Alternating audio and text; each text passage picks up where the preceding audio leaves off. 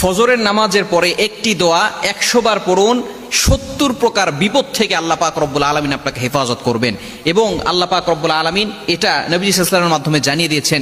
তিরমিজি শরীফের 3601 নম্বর হাদিসের ভিতর রয়েছে খুবই চমৎকার একটি আমল, ছোট্ট একটি বাক্য, যে বাক্যটা আমরা অনেকেই জানি।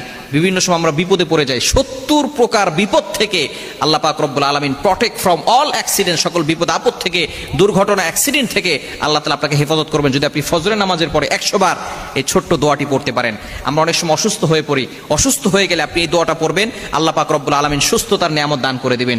বিপদে পড়ে গেছেন, আপনি এই দোয়ার আমল করেন, আল্লাহ পাক রব্বুল আলামিন বিপদ থেকে আপনাকে উদ্ধার করে দিবেন। নবীজি সাল্লাল্লাহু আলাইহি সাল্লাম জানিয়ে দিয়েছেন, দোয়াটি হচ্ছে ছোট্ট দোয়া, লা হাওলা ওয়ালা কুওয়াতা ইল্লা বিল্লাহ, লা মালজা ওয়ালা মালজা মিনাল্লাহি ইল্লা ইলাই, লা হাওলা ওয়ালা কুওয়াতা ইল্লা বিল্লাহ ওয়ালা মালজা মিনাল্লাহি ইল্লা ইলাই। এতটুকু